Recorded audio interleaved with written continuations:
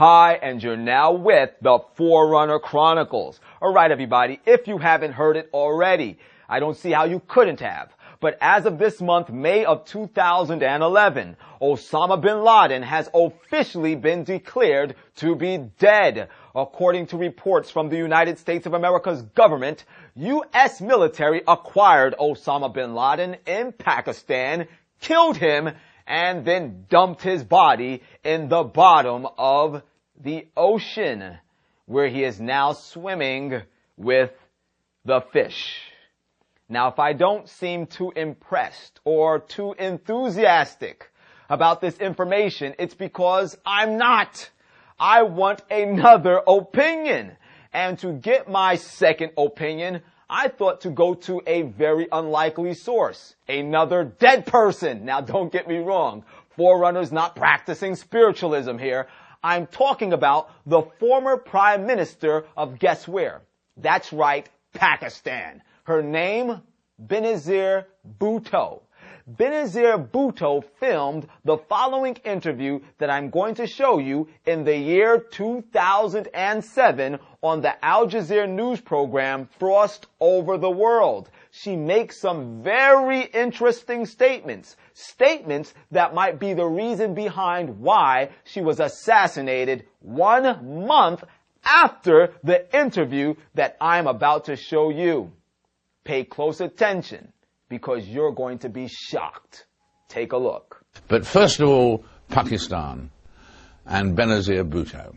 When the former Prime Minister arrived back in the country 2 weeks ago, after 8 years in exile, the homecoming parade in Karachi was quite literally blown apart by an assassination attempt. A suicide bomber exploded a bomb meters from Ms. Bhutto's open-top bus and killed more than 130 people. Benazir Bhutto joins us now. Benazir, hello and welcome. Thank you, David. Tell me, has that terrible assassination attempt affected your decision to carry on with this battle? No, it's that horrific incident in which 158 innocent young men, a woman, a baby lost their lives has just made me more determined to continue. I do believe Pakistan is under increasing threat of an extremist takeover. And to save the country, I believe we must restore democracy, get the people's faith in the country, moving the country forward. So I'm determined to go ahead with the mission to save Pakistan with democracy. And in terms of these three people that you mentioned, were they members of or associated with the government? Yes, well, one of them is a very key figure in security. He's a former military officer. He is someone that has had dealings with Jaish-e-Mohammed, one of the banned groups, with Maulana Azhar, who was in an Indian jail for decapitating 3 British tourists and 3 American tourists. And he also had dealings with Omar Sheikh, the man who murdered Osama bin Laden. Now I know the man who murdered Osama bin Laden, the man who murdered Osama bin Laden, the man who murdered Osama bin... Ladies and gentlemen, there you have it. According to the words of Benazir Bhutto, a lady that dedicated her life to fighting terrorist factions such as the one that was headed out by Osama bin Laden has been dead at least since the year 2007. But if that's true, what in the world is going on right now? Was Osama bin Laden resurrected from the grave and then killed again by the U.S. military? And of course, they had to kill him again for good measure. Or is somebody not telling the truth? And if somebody isn't telling the truth, who's responsible for the lie? Is it Benazir Bhutto or is it Obama? One thing I know for certain is this. Mr. President, since releasing your long-form birth certificate and this declaration of the death of America's most wanted, Osama bin Laden, under your presidency, your approval ratings within the United States of America, they haven't looked better than since Yes We Can, whatever in the world that meant. Ladies and gentlemen, the Bible tells us in the book of Psalms, chapter 118, starting at verse 8, it is better to trust in the Lord than to put your confidence in man. It is better to trust in the Lord than to put your confidence in princes. Why? The Bible tells us why in the book of Jeremiah chapter 17 and verse 9, which tells us, the heart of man is deceitful above all things and desperately wicked. Who can know it? No man can tell to what depths a man will go, or to what trickery a man will resort to, so that he can obtain power or wealth or the approval of other men. Man will kill, man will rob, man will steal, man will lie so that he can be approved of by other men. But one thing we can know for a certainty is this.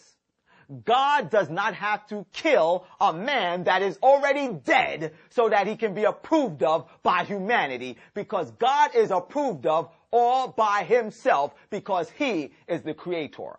God is approved of all by himself because he's the one that placed breath in your lungs this morning. God is approved of all by himself because he is the one that loved us so much that he gave his own son as a sacrifice for the sins of the entire world so that we might be cleansed of our unrighteousness and so that we can receive the power of his divine spirit so that we can live lives victorious over our sinful ways, our lying, our stealing, our adultery, our fornication. All of these things, he has given us power through the sacrifice of Jesus Christ to overcome so that we might receive life eternal in his eternal kingdom. God is approved of all by himself because he is God and there is none other besides him. He is the only God.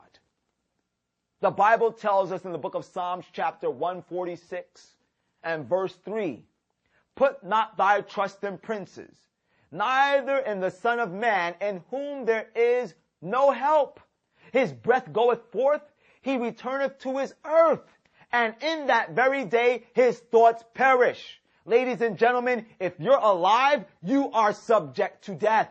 And the Bible tells us that every man, when he dies, his breath leaves his lungs and returns to the God that gave it to us. Our bodies go into the grave and decompose back into dirt, into earth. And our thoughts perish. There's no more thinking, no more love, no hatred, no envy. We are just there, awaiting the first or the second resurrection. The first resurrection for those that lived in obedience to Christ, and the second resurrection for those that lived in rebellion and sin. And the choice is yours to choose which one of those resurrections you will be in. This is the thing that we need to be worrying about right now. Not about the pictures of a dead man, a fictitious dead man, possibly, we don't know. The Bible tells us in the book of Ephesians 6 and verse 12, for we wrestle not against flesh and blood, but against principalities, against powers, against the rulers of darkness of this world, against spiritual wickedness in high places. The war, the greatest war going on, it's not in the Middle East, it's in your home, and it's for your soul and for the souls of your family members. How are you faring in this warfare? Are you gaining the victory in Christ, or are you losing the battle, which will bring eternal destruction to you? Woe is the man that doesn't accept the gift of Christ. Woe is the man that is so wrapped up in the things of this world that he cannot see that God is extending his hand trying to save him. And if you don't believe, it doesn't change the truth of the matter. For the Bible tells us in Romans 3, starting at verse 3, for what if some do not believe? Shall their unbelief make the faith of God without effect? God forbid. Yea, let God be true and every man a liar, as it is written, that thou mightest be justified in thy sayings, and that thou mightest overcome when thou art judged. God will always be judged true. I pray that none of you will be judged a liar because you refuse to accept the sacrifice of Jesus Christ.